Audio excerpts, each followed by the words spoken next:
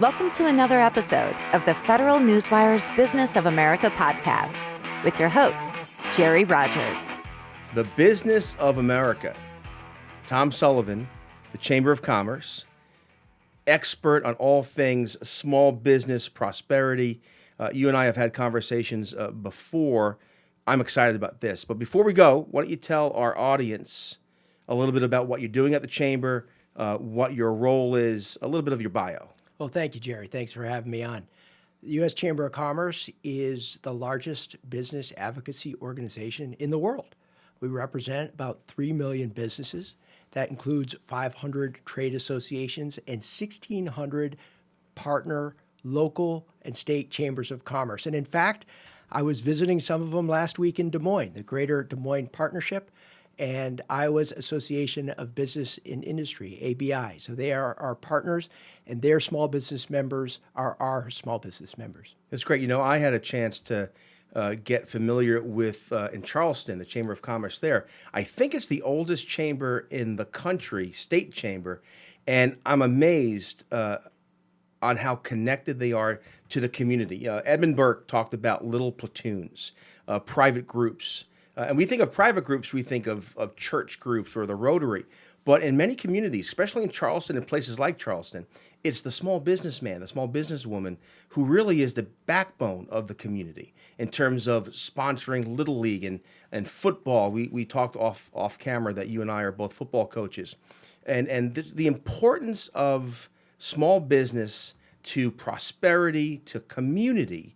And again, what we're going to do here on the Business of America is talk to the American people about how important the economy is, not just for dollars and cents, and those things are important, but for community and how important it is a job. We've heard the cliche, the best social program is a job. It's true. And so talk a little bit about that. Talk a little bit about how the small business community is really the backbone of many communities and many in states around the country. Well, Jerry, it's a shame that this is an audio recording because my head is nodding up and down. We're doing they'll video see our too. handsome faces too. So you'll see my bobblehead nodding up and down. And I love the way that you talked about community. You know, so often we get caught up in national policy and we talk about the importance of jobs. We talk about the importance of employment, both critically important, right. But we forget sometimes that when it comes to small business, that's all part of the community. And you're right, these are our fellow football coaches. These are head of PTA. In fact, driving into work today, it made my heart sing looking at all the men and women bringing their kids to school this morning. And I know, just because of my job, and I have the best job at the U.S. Chamber of Commerce, I know that half of these folks walking around with their kids are the small business owners. That means they're going to work twice as late tonight, but to share that time in the morning with their community, with their kids going to school, is a real special part of community and about entrepreneurship in America. You know, I'm glad you talked about the parents taking their kids to school. Because, and again, you and I, our background, not just politics and policy and business, but we're husbands, we're sons, we're part of the community, we're coaches. Yeah. And Tom and I talked a little bit about how football, there's an analogy to owning and operating a small business because there's so much that's done behind the scenes. Talk a little bit about how difficult it is, the challenge it is to own, operate, start a small business in the United States today. Well, I love the football analogy, and it will start with the most obvious. It's a hard-hitting, hard-knocks game. I love it. And so is small business. And when you and I were talking a little bit earlier, well, first we went over how the 4-4 is a preferred defense over the 5-2. But when we talk about small business, so many folks are naive to the hard work that small business owners have. And I love remembering a ice cream shop owner in Arizona who told me she gave up her 9-to-5 job in Wall Street to work 9 to 5 running an ice cream store. She got off at 9 o'clock at night and she went back at 5 in the morning. That's her 9 to 5. So sometimes we forget what we learned as coaches, and as coaches, what the public doesn't see are the films on Sunday mornings. That's right, the film time. And the and the weight coaching room meetings and on the Sunday coaching, nights. Yeah, of course. You know, and sure, these are great, tremendous athletes all the way up to the pro level, but sometimes we forget the hard work that both the coaches and the individual players put in. And that is analogous to small business. Sure. We see success, we see failure, unfortunately, but sometimes what we don't see, and I will never fail to appreciate, is the 70 and 80-hour weeks that small business owners put in to be successful. You know, and also, again, sticking with the football metaphor, analogy, I get those. I don't know. I'm giving the Analophor. Thank you very much. But there's investment too. So I know when I coached high school football, and I coach little guy football now. But when I coached high school football, even little guy football, there's someone who offers the donation to buy the shoulder pads. Someone who steps up and says, "I'm going to get the this practice necessity," or "We're going to sponsor the buses for this." What I'm amazed, because I have some acquaintances and friends and family who have attempted and succeeded, others who have failed at a small business. But it's really, talk about how the overall economy, allowing folks to have some income or resources that they can invest in their friend's business, their son, their daughter's business. And before you answer that, you know, we're going through a time now, and I know that President Biden, he wears it as a badge of honor, but when the Wall Street Journal coined the phrase Bidenomics, they meant it as a slight. And not because we're going to be partisan here, but because wages are down. We know real wages down by 5%. We know that a lot of the new hires in this economy are rehires from after COVID. We know that we're paying 16% more for goods and services.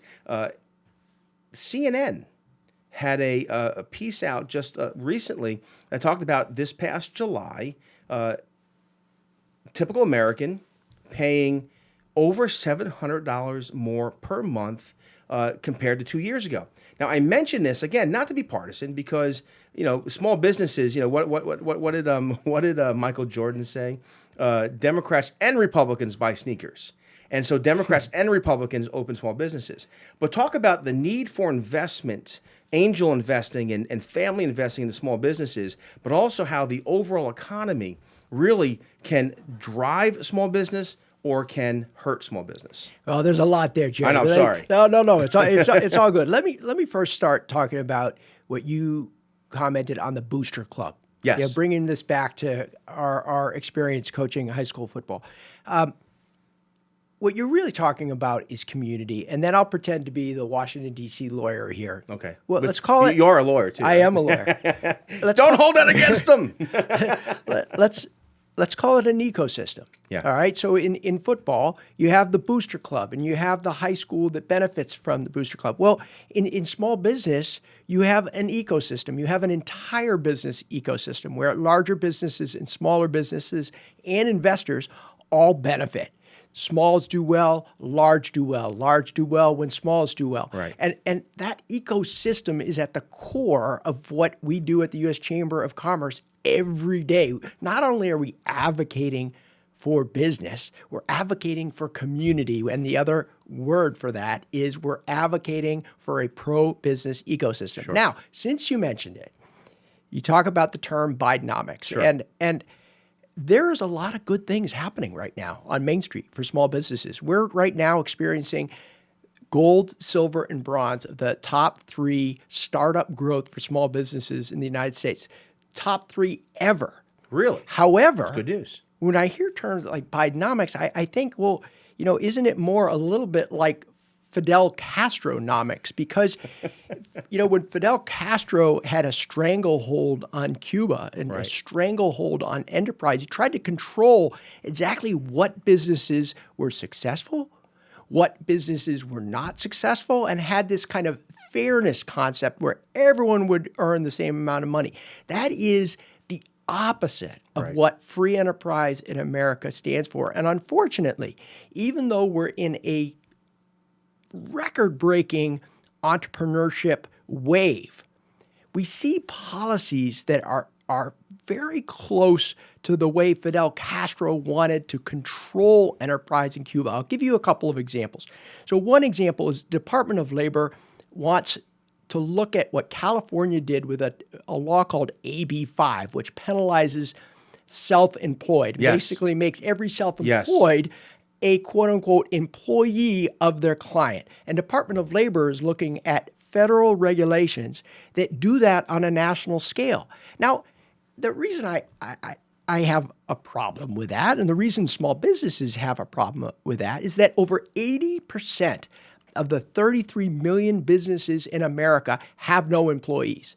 Yeah. So how crazy is it that this administration is claiming to be so helpful to entrepreneurs when at the same time they're trying to finalize a rule that penalizes the largest percentage of small businesses in America? To me, there's a contradiction there. And 80% of small businesses are they have sole no employees. proprietors. They are, ever since folks, dove off of the Mayflower to reach the New England shore, the ability to start your own business is what free enterprise means in America. And you talked about, the freedom to invest. When someone says invest, what we're trying to teach our kids, I know you have a young boy at home. I've got 2 teenage boys. What we try to teach them is investment equates to risk. And that's a good thing. Yes. It's a good thing. But that's an important And risk, word. We've got to embrace risk, the ability to succeed, or what we don't like to talk about, failure. the ability to fail. That's investment, that's risk. And as soon as you start having federal policies that try to micromanage the U.S. economy, whether it's the Department of Labor or the Federal Trade Commission or EPA, whenever you try to micromanage, you are basically trying to manage risk, which is against the concept of free enterprise in this country. Sure. It's interesting because when you think of business, when you think of corporations, but also small business, you think, well, these are right of center folks. These are Republicans. And one thing, in how my work has introduced me to this issue, there are all kinds of people who own small businesses. Oh, yeah. Yep. There are conservatives and libertarians. There are anarchists. There are progressives and liberals. It is not a single group owns this category. And I do think, look, we live in I know it's cliche, but I'm going to say it anyway, polarizing times, We do. right? Yep. And it's hard to have a conversation. Let me say this, and then I'll make my point, and I'll ask you to comment on it. There's a book called The Tender Bar. J.R. Moehringer is the author.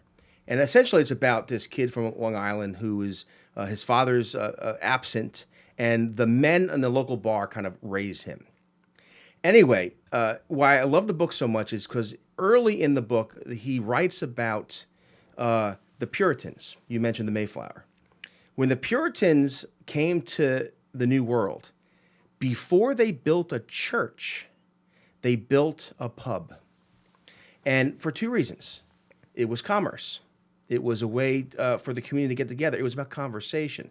And so my question to you is, even in these polarizing times, how do we talk about small business? How does the chamber talk about small business and economic issues when you have a Republican-controlled House and you have a Democrat-controlled Senate, you have a Democrat in the White House, we have a campaign coming up, and then we have in the states, it's more or less split in terms of Republicans and Democrats. How do we have this conversation? Even the Puritans realized that we had to have these conversations. How do we have this conversation about how we build small businesses, promote them, and help them in this very polarizing time?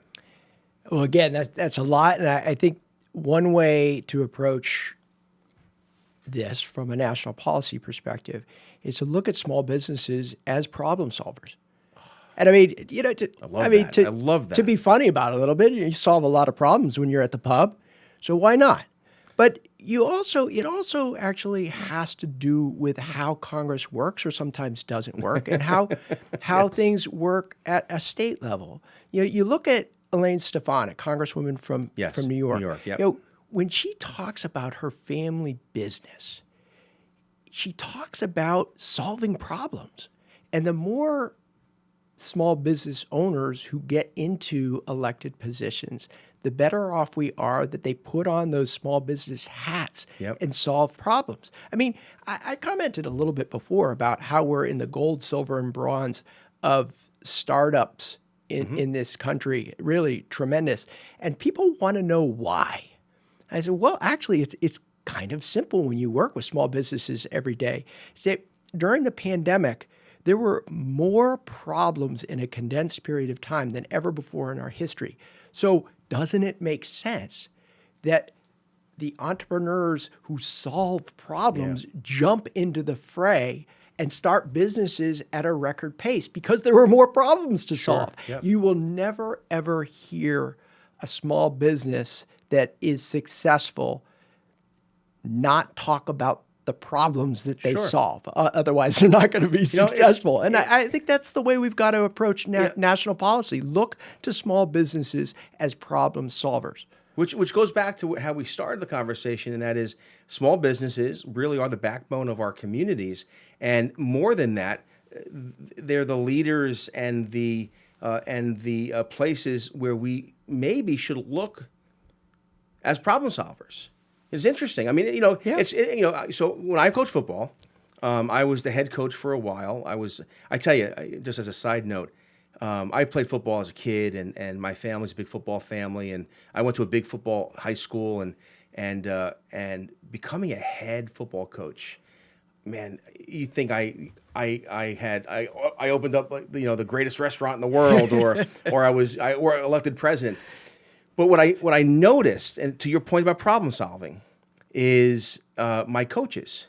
Every one of my coaches were small business owners. My defensive coordinator owned his own business. And they all did. Every single member of my coaching staff were entrepreneurs and had done startup firms. You're right. I mean, this is, again, I think we uncovered something here that maybe you knew this all along because you've been doing this. But I think if we're going to help change the discourse, we ought to be looking to small businesses as problem solvers. Yeah. They make money and they hire people. Let me ask you this. You mentioned startups. A startup firm, I understand from the Kauffman Foundation, that startups really account for most of net new jobs. Can you talk about how startup firms and entrepreneurs and small businesses account for job growth? Sure. So first of all, let me touch on the problem solver aspect, because I really got to tell you this story about Perla DeLuca out in Des Moines, Iowa. There is a worker shortage. Yep. I'm not breaking any new ground here. There has been for over 5 years. So Perla DeLuca runs a small business construction firm, all right, Southeast Constructors. And she's having a dickens of a time finding workers. What does she do? She buys an elementary school, an abandoned elementary school, and she starts a training academy for construction workers. Now, not because she's trying to get her own employees, but because she wants more people to look at construction as a career. And it's not just about stepping back and saying, oh, here I'm cutting a check, doing it. I think the unique part of small businesses is that, sure, they write checks, but they put elbow grease into the equation to make it happen, and to spend time with Perla DeLuca and her team and see this first cohort of 24 students graduate, all getting jobs, better paying than when they entered, 12 weeks prior when they entered into this institute. That is a classic case of how small business owners problem solve. Can I ask a question Sure, about this? yeah. Was it scholarship, or did the students have to pay a little bit? How did that work out? Students didn't pay. This was done with money from the state of Iowa. Okay, so good. Public-private partnerships. Yeah, and it works. And I think something that I learned directly from Perla is what sets her apart from other training programs is she's a small business owner herself. She is not teaching from a textbook. She's teaching from life's experience and saying, I'm a small business owner. Here's how it works. This is what you should pay attention to. And boy, did her students soak up that information. And she's really proud of it. And what she's most proud of is that next class and eventually having over 300 students in an academy and several instructors teaching. Good for the students, good for her business, good for the community, and good for, in a certain sense, good for her competitors. Yeah, you know. It is. So I mean, am I right when I say that entrepreneurs, startups, small businesses are really the drivers of new jobs? They are. Okay. So you touched on our friends at the Kauffman Foundation, and they've really hit on a unique aspect of high growth business. Now, the highest growth are the startups, obviously, because if you go from one person to two people, you're 100% growth. Yes. But they're also highlighting some other broader data. That data show that 2/3 of the net new jobs over the last 30 years come from small business. Wow. So when we see some of the larger firms shedding jobs now, there's always two sides to that coin. The side of the coin that I always look at is like, well, this is actually probably pretty good because some smalls who've been desperate to hire actually can now find more people in the workforce. And I'll just touch on one last thing. We survey our businesses, small businesses, every quarter with our partner MetLife. And the latest MetLife U.S. Chamber of Commerce survey shows that 47% of small businesses are intending to grow their staff in the next 6 months. That is the highest level of anticipatory hiring that we've seen in 5 years. You know, it's interesting to me because, and again, I might have a bias, but when I think of the economy, when I think of pro-growth positions and policies, I think of Ronald Reagan, I think of Newt Gingrich, I think of Republicans, but there's a lot of good happening in the economy right now. Yep. And so we must have some Democrats who are doing some good things. So let me ask you this. Who are the leaders on the Democratic side that the chamber can talk to and partner with? Sure. So first of all, let me kind of touch on, I think what you said is that you see tremendous small business growth. We see some positive things going on Main Street. I think the danger are policies that kill the geese that are laying the golden eggs of entrepreneurship. Okay. Yes. So whether it's the Securities and Exchange Commission, whether it's EPA, whether it's Federal Trade Commission, FTC, we really got to be really careful about taking for granted the small business growth that we see. Really, really careful. Okay. And I think the one group we look to more often than other groups is the Problem Solvers Caucus. They call this the Noah's Ark approach. Every Republican that comes into that group has to be accompanied by a Democrat. Excellent. Every Democrat that I didn't comes know into that. This is very interesting. Every Democrat that comes into that group has to be accompanied by a Republican. So if I want to become if I'm an R and I want to join this group, I got to bring a D with me. Hey, you're a former football coach. Yeah. It means you're still in the gym once in a while. You go to that house, house gym, and you try to get someone from the other party to join the Problem Solvers Caucus. To the pub. One thing about a pub is when you're sitting in that corner and you're watching a ball game, and you're having this conversation with the guy next to you or the girl next to you. Your first question is never, are you a Democrat? Did you vote for Joe Biden or did you vote for Donald Trump? No, it's like, why do you like Baltimore? Why do you like the Orioles? Why are you a Yankee fan? My goodness, do you like what Cleveland's doing? Whatever, wherever the pub is, right? And I like this. The problem. I knew that this existed, but I did not realize that you had to go one for one. This is interesting. Well, I mean, that's where we get into the uniqueness of America's democracy. It is based on human nature. And it's just within all of us to find areas of commonality. Yeah. That's why small business is so special, because that is an area of commonality amongst almost everyone in the United States. I've never been to a pub. I've been to a lot of pubs, yes, but I've never been to Sullivan. a pub. Yeah, I've never been to a pub where first thing out of the guy's mouth Who'd you vote for? "Don't you hate small business?" Like, no.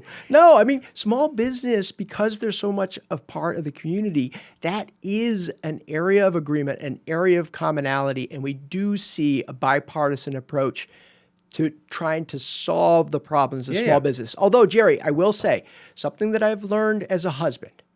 Yeah. Help me. I'm married 30 years. Wanting to help and actually helping Good are intentions. two things. I know. They're two different things. And I think sometimes we have to remind policymakers of that when they want to help small business, because wanting to help and actually helping are sometimes separate and distinct actions. So I do some work still in politics and offer counsel to mayors and others. And the questions I get often is, well, how could I be a better mayor? Or work in the private sector? Yeah. Understand what it means to have to make payroll. Understand, like you said, the store might open at 9, but you're there. You're getting things ready, and the night before, you might be on your knees praying and hoping that this check comes in or this contract comes in. And again, I think that it's important and I'm glad you're here, because I think it's important for us, again, as we start this new series of podcasts, The Business of America, is for our audience to realize that we need to have a conversation that looks past the politics.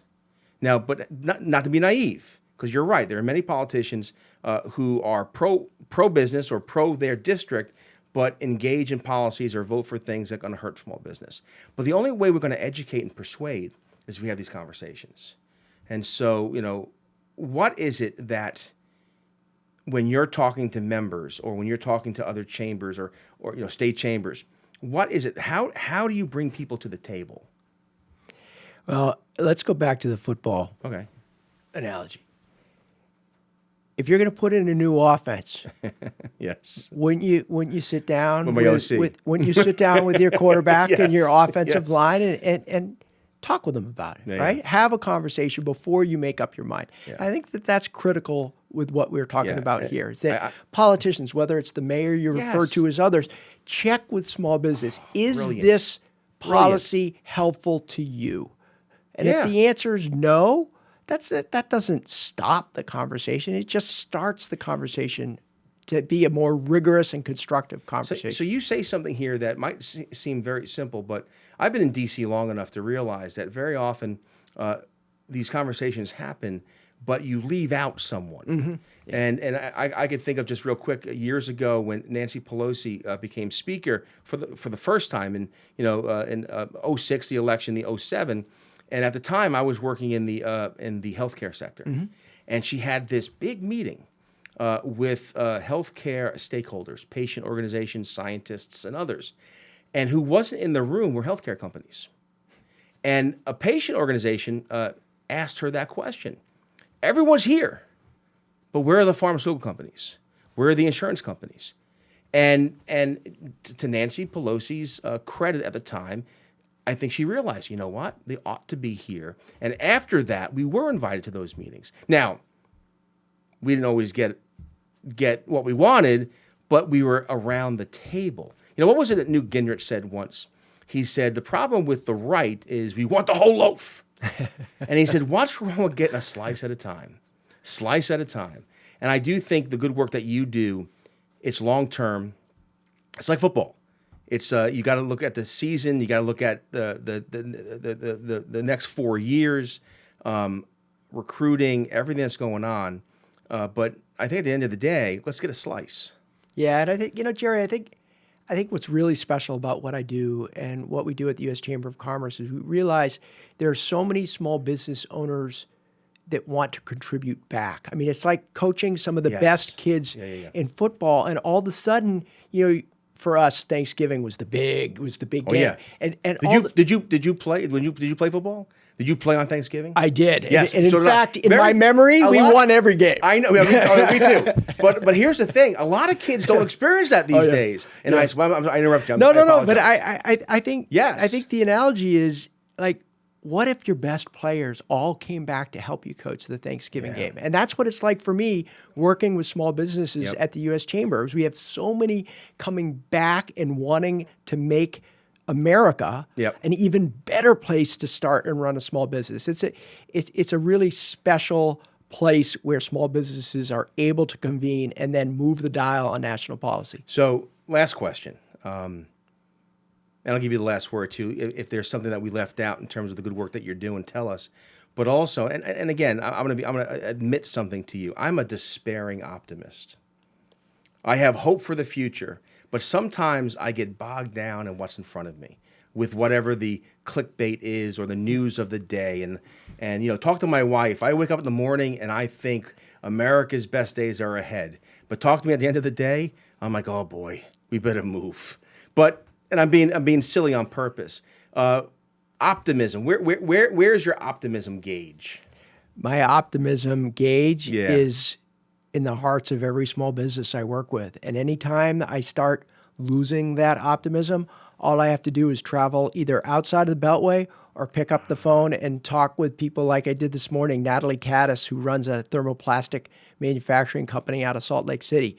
Just that 30-minute conversation I had driving into work today renewed the optimism I have in this country. Well, I'm laughing, but many a truth was said in jest. I might call you up more often and say, all right, I'm having a bad day, Tom. I'll get you going. I'll get you going. Tom Sullivan, the U.S. Chamber of Commerce. Any last words, any last observations? I think one hope and suggestion. Okay. We have a small business digital platform called C-O. Okay. And that is a place that is not limited to just U.S. Chamber membership. It's any small business can access Co for tools, tips, and information from the experiences of other small businesses. We are reaching 20,000 viewers a day. We reach 6 million. Really? Math is hard for me, but 6 million viewers every year. We're going to celebrate our record-breaking applications for America's Top Small Business on October 19th. So for any of your listeners or viewers, just to check out C-O, and see if they can benefit from the experiences of other small business owners. And I'm hoping that those who check out Co, who haven't seen this podcast, check us out. All right. I love it. And I want to be able to report back to you. Guess what? 6 million viewers for the business of America. Tom, this has been great. Jerry, we'll thank do you. it again. I'd like that. I'll shake your hand off camera, but God bless you and thank you so much. Thank you. This has been the Federal Newswire's Business of America podcast, hosted by Jerry Rogers. Check out the Federal Newswire's family of websites, as well as their social media stream.